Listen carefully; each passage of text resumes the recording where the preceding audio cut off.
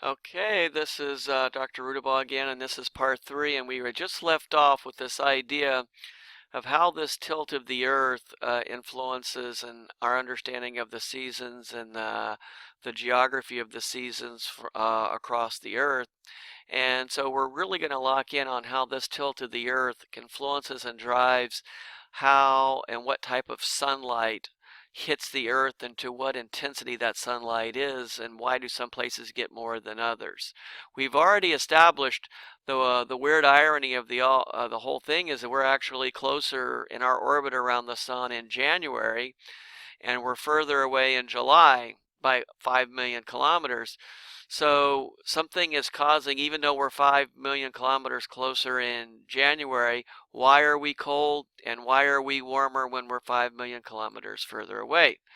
Well, that all has to do with the diagram at the bottom of this page. And it very nicely shows you that as the Earth moves in its revolution around the Earth, around the Sun, that the Earth's tilt causes certain areas on the planet to be more orientated towards the Sun than others. In essence, we're talking hemispheres. In June, when we're 5 million kilometers further away from the Sun, our North Pole and Northern Hemisphere is tilted 23.5 degrees towards the Sun. So even though we're a little further away, the equator, the Tropic of Cancer, and the Arctic Circle, they are tilted 23.5 degrees. The net result is we're getting more direct, higher sun angles, and in the southern hemisphere, south of the equator towards the Tropic of Capricorn, which is 23.5 degrees north of the Tropic of Cancer, 23.5 degrees south of the Tropic of Capricorn.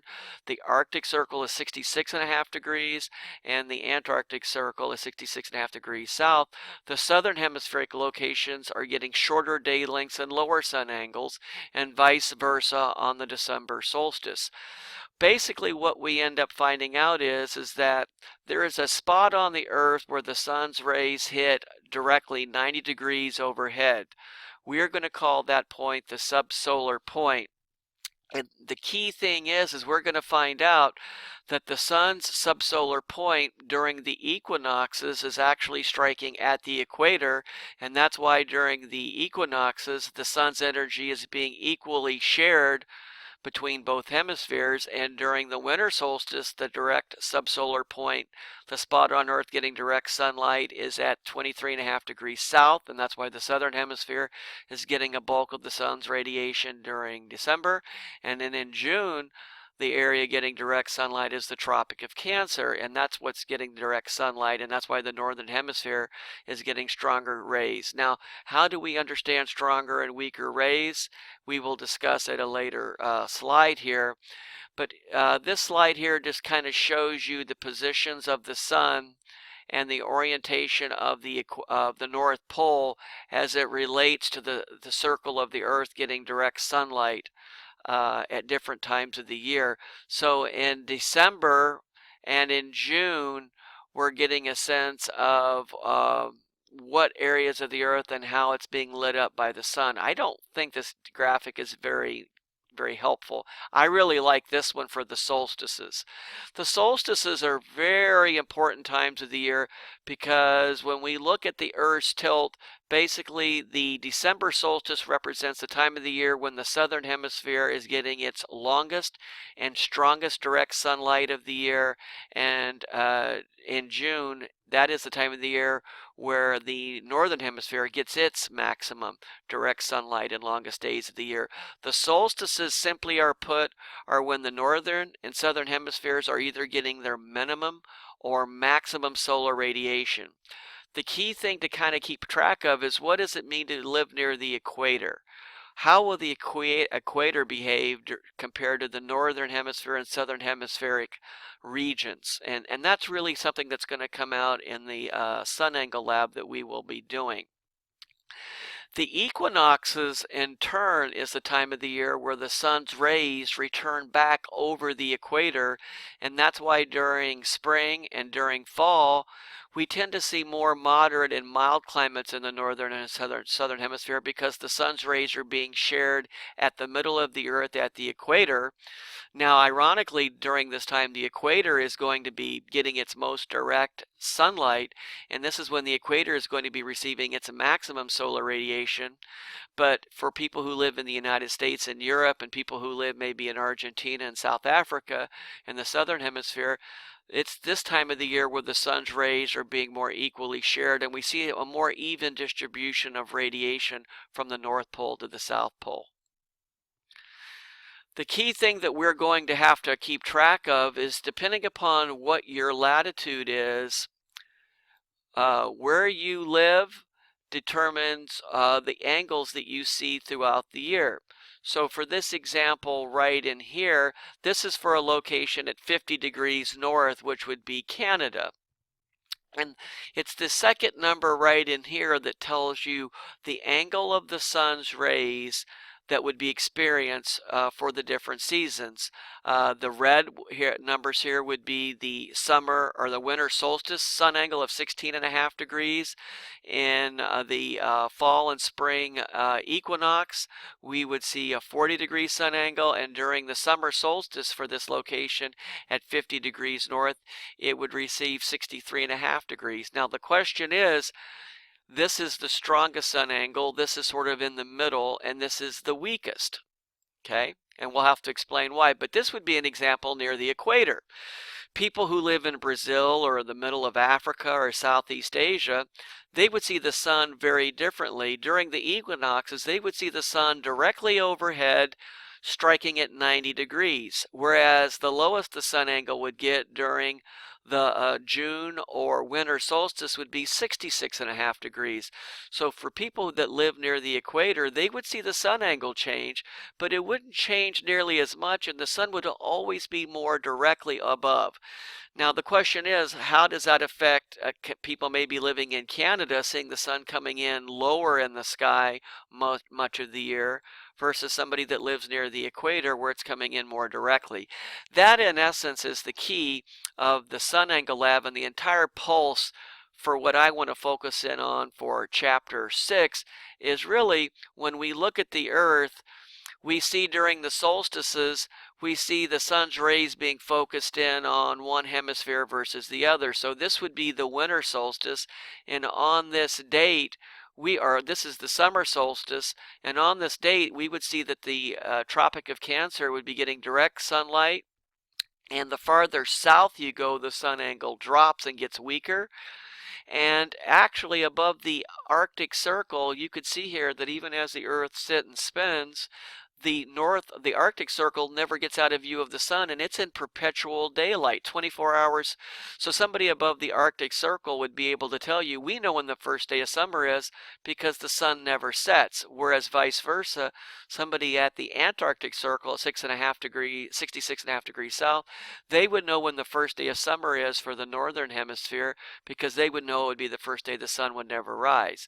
This diagram here is obviously an equinox orientation, and you can see how the sun's direct rays are locked in at the equator, and that's why the sun's rays are more equally shared north to south. And this is the time of the year where we tend to see a more even distribution, and this is why spring and autumn we tend to have more mild temperatures in the northern and southern hemisphere. This is a real dynamic diagram that shows you where are the sun's rays based upon the year.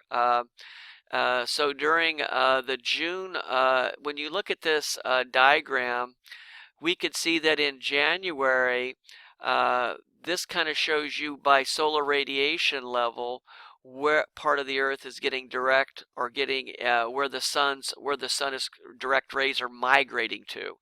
So ironically, these are latitudes on the y-axis. So in January and December, the sun's rays are about 23.5 degrees south.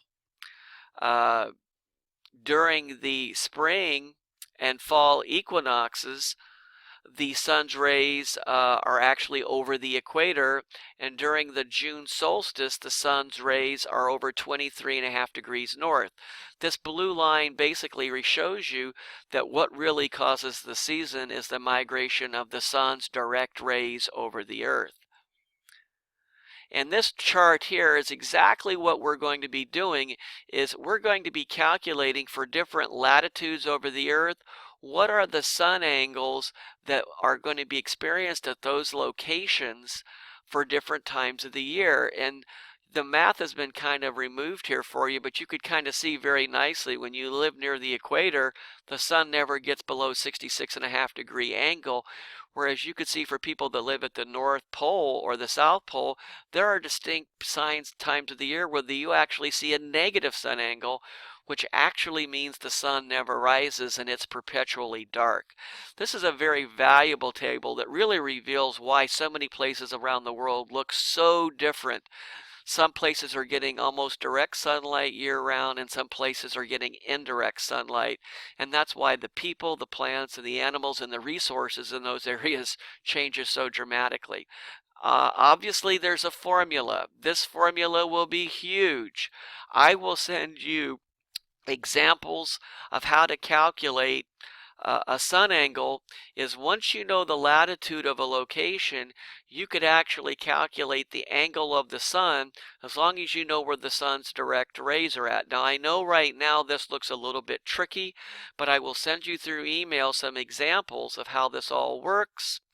And I'm going to go, and that's why you need to pay attention to your email. The last thing I want to cover on this slide is section I here, and I want to go down through here, and here is the key point to recognize. And I'm going to stop right here, and we're going to calculate just how much stronger the sun angle versus a 45. And I'm going to give you a formula in the exercise to show you that you could see when the sun's rays come in at 90 degrees, that's what makes them stronger.